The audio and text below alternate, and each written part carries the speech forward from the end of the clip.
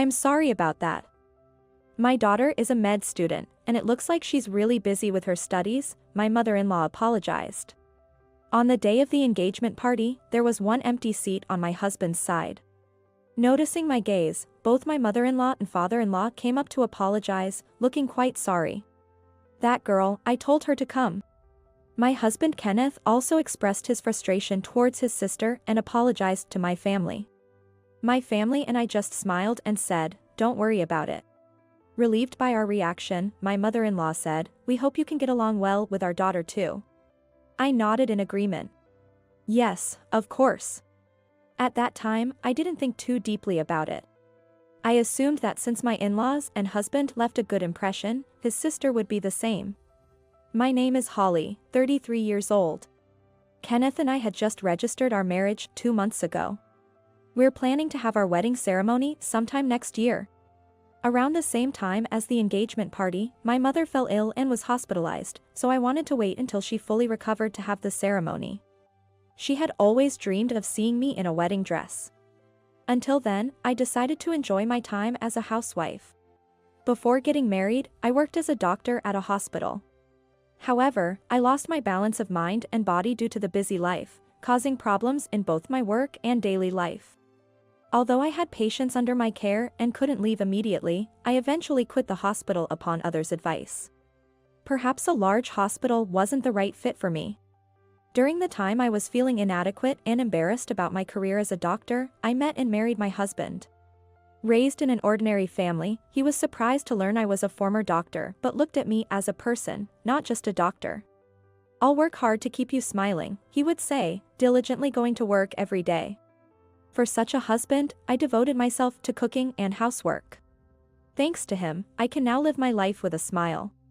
As my health gradually improved, I started thinking about re-entering the workforce, using my medical license. But in the midst of our happy life, there was one thing that concerned me. It was the existence of my sister-in-law, whom I had never met. According to my in-laws, she's a busy med student. We were supposed to meet at the engagement party, but she couldn't make it due to her studies.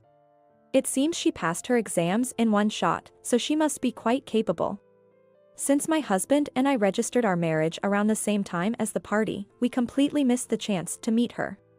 I hope we can greet each other someday. That's what I was thinking. One day, Kenneth and I went out to the city. We spent a delightful time looking at furniture and matching dinnerware together. Just as we were thinking of taking a break, a voice said, "Isn't that Kenneth?" Kenneth turned around, and I followed his gaze. A flashy young woman stood there, dressed in a low-cut dress, high-heeled pumps, and emitting a strong perfume scent. "Rachel. What are you doing here?" The woman named Rachel scrutinized me, making me feel uncomfortable. Kenneth introduced her to me. "Holly, this is your first time meeting her, right? This is my sister, Rachel. So, this is her. Nice to meet you, I'm Holly." So she was my sister-in-law. She was different from what I had imagined, but I politely greeted her. Judging people by their appearance is wrong, isn't it? Just as I was reflecting on this, Rachel laughed mockingly. "Oh, so you're already married? Wow, you are handsome and has a high income, but you married such a plain woman. That's just weird." I was taken aback by her blatantly rude comment on our first meeting. True, Kenneth is 4 years younger than me, good-looking, and works for a major pharmaceutical company, earning above-average income. It's not surprising that strangers might think we're mismatched. But I couldn't understand how she could say such things to my face. Thinking that we might not get along, Kenneth stepped forward to defend me and scolded Rachel. "Hey, don't say such rude things. And you should properly greet her. Especially since you missed the engagement party due to your own convenience." Rachel laughed it off without any concern. "Well, I had a mixer to go to after a long time." Wait, wasn't she supposed to be busy with her studies? Shocked by the reason for her absence, I decided to try and mediate. I was worried that this could escalate into a heated argument between my husband and his sister. Well, we're meeting today, so that's good, right? Rachel, I look forward to getting along with you." Rachel glared at me. "What do you do anyway?" "I'm going to be a doctor, you know." Don't get too familiar with me. Her aura of "I'm important, I'm special" was overwhelming. I've encountered many people with high pride, but she was exceptional. I tried to calm down Kenneth, who was about to yell, and replied, "I'm currently a housewife." "I used to be." But Rachel interrupted me before I could finish. "A housewife? That's just like being unemployed. Unemployed people are just society's garbage. And now you're my sister-in-law? Seriously? Oh, are you just a parasite living off my brother's money?" I wanted her to apologize to all housewives. I felt my cheeks involuntarily twitch. In Rachel's mind, housewives seemed equivalent to unemployed people, which was an extreme view. Maybe my attempt to keep the peace had backfired. "Rachel, enough. Holly isn't the kind of person you think." "It's okay, Kenneth." I calmed my husband down. Even though it was brief, I felt I understood what kind of person Rachel was. She must be intelligent, having passed her exams on the first try and still keeping up with her credits. But her personality seemed to have significant issues. Being a doctor is a wonderful profession indeed. It's a tough journey, but good luck with it. I smiled warmly. What do you know? I don't need your fake advice. Oh, and by the way, I'm still a student, so I'll pass on giving a wedding gift, thanks. My husband seemed too tired to get angry anymore. "Just go," he said, gesturing as if shooing away an animal. Rachel complained in response. "I came to say hi, but what a bad attitude." "Well, whatever. I'm busy too," Rachel said, by then, and left. After Rachel disappeared from sight, Kenneth deeply apologized to me. "I'm really sorry about my sister. I can't believe she said all those rude things. She used to be more reasonable." I shook my head and said, "It's okay. Honestly, my impression of Rachel was nearly the worst, but it's much better than having a fight because of me." We managed to exchange greetings, and from now on, I just need to keep my distance. Thank you for defending me so many times. You know what, let's change our mood and have some coffee. I'm craving some delicious coffee. When I smiled, Kenneth nodded, looking relieved. A few days later, I was visiting a large hospital nearby. Carrying a tote bag with flowers and a change of clothes, I reached for the door of a private room. "Mom, it's Holly. How are you feeling?" As I opened the door, my mother smiled happily from her bed. I regularly visit my hospitalized mother to help with her clothes and personal care. Today she seems to be in pretty good spirits. In place of my mother, my brother Andrew, removing his stethoscope, answered. He works as a doctor at this hospital and is also keeping an eye on our mother's condition. This familiar face always brings a smile to my face. "It's been a while, Andrew." He smiled and said, "Yeah, continuing to record our mother's progress." I set down my tote bag and sat on a round chair beside my mother's bed. Dad was here until a moment ago, but he left for a conference. Bad timing. It would have been nice if the whole family could have been together. What a pity. Mother chuckled. Actually, this hospital is run by my father. I used to work here as a doctor, just like my father and brother. It feels strange being here, a place that's both my family home and former workplace. After enjoying a chat, my mother, feeling sleepy from her medication, said, "Maybe the medicine seems to be working." I feel a bit drowsy, and started to drift off to sleep. After tucking her in, my brother said, seeing both of us might have comforted her. We smiled at each other and left the room. My brother and I sat down on a couch in the lobby. "How are things with Kenneth? Are you two getting along?" he asked. I nodded. "Yes, we're having a good time every day." He laughed and patted my head. "Ever since I was young, he's always been overly concerned about me, and that hasn't changed even after my marriage. Everyone in our family was worried when you left the hospital. Meeting Kenneth was the best thing that happened to you. I think I've been able to recover because of Kenneth's presence." While we were chatting, a nurse called my brother away. "I'll be right back, just wait here for a bit." I nodded and watched him go to attend to a patient. He's usually busy, second only to our father, the director. It's almost miraculous that we had time to chat. I would have been helping out at the hospital, just like my dad and brother, if things had been different. Feeling slightly gloomy, I sighed. Hey, what's the unemployed Holly doing here? Hearing a familiar loud voice, I looked up.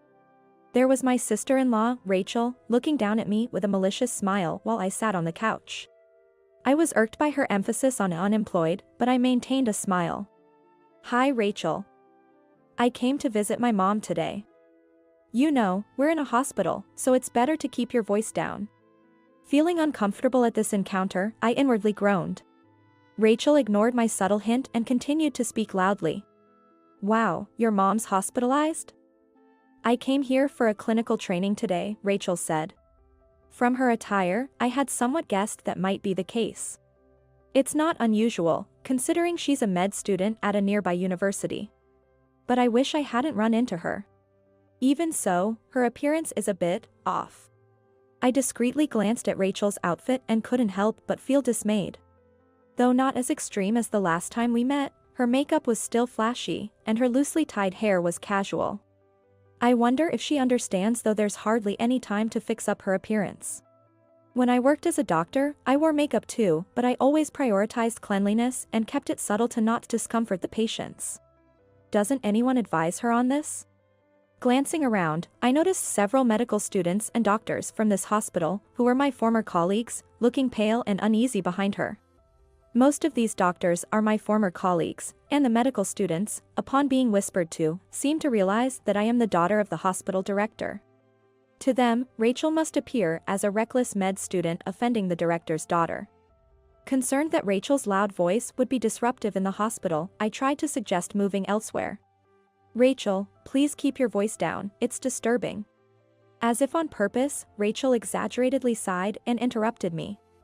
A woman like you, unemployed and catching a high-income man like my brother, must be a relief to your mother, right? I bet you're making him pay for your mother's hospital bills, aren't you? Just like a trashy family would. She smirked, making it seem like I was some sort of embarrassment in front of everyone. Her awful words shocked not only the nearby doctors and medical students, but also the passing patients, who frowned. Being publicly called unemployed and having my innocent mother insulted was too much for me. Hey, enough is enough. This person is. One of the doctors, unable to stand it any longer, stepped in to stop Rachel, but she wouldn't listen. She deserves to be spoken to like this, Rachel laughed. The doctor who intervened furrowed his brow at Rachel's remark and left, muttering, "Your life is over, kid."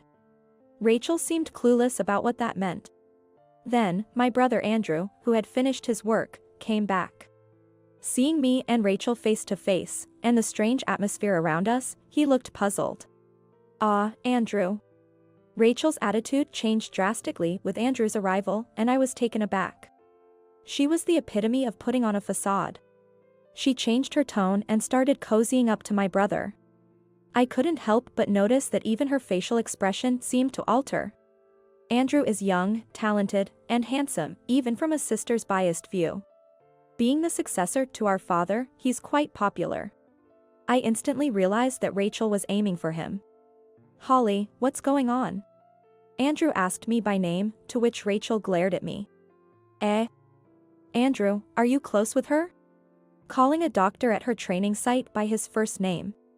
As I was appalled, Andrew distanced himself from Rachel and casually replied, "Well, yes."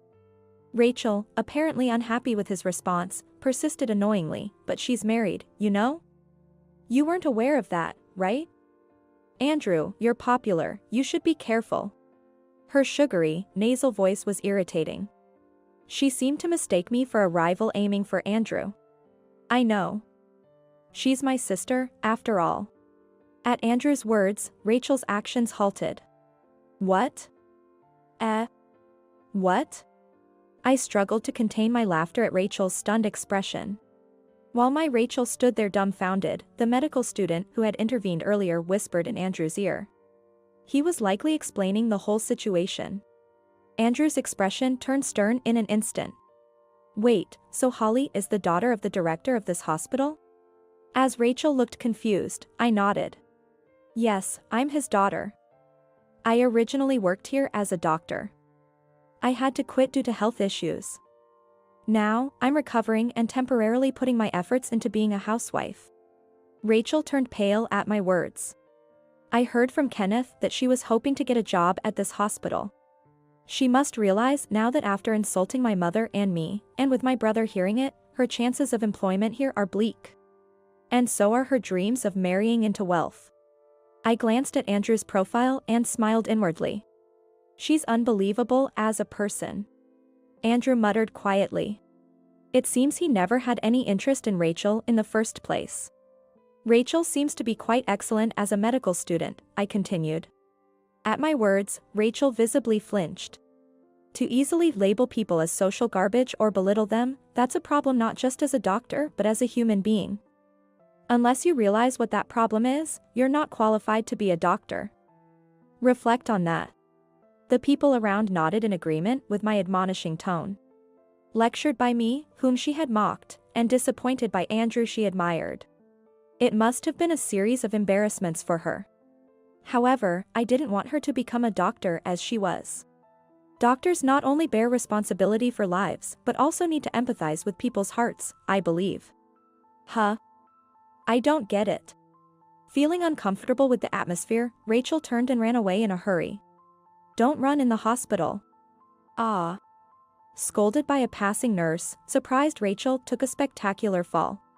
Andrew and I looked at each other and laughed with a sense of resignation. Half a year passed. Rachel, already known for her bad character, had become completely isolated after ridiculing me in the hospital. Prideful, she then resorted to heavy drinking, leading to a severe injury and hospitalization. Ironically, she was now saved by the very doctors she aimed to become, finally understanding her own arrogance. I'm so ashamed. I want to apologize to Holly, she expressed regret and reflection, as I heard from my in-laws. She decided to take a break from medical school and planned to start afresh after her discharge, but it's going to be a thorny path for her. Meanwhile, I secured a new job as a medical doctor at a pharmaceutical company. My role involves researching and developing medications, as well as verifying the safety of new drugs. My father and brother asked if I would return to the hospital, but I wanted to try something new. My mother's health improved enough for home care, and she's looking forward to attending our wedding next year.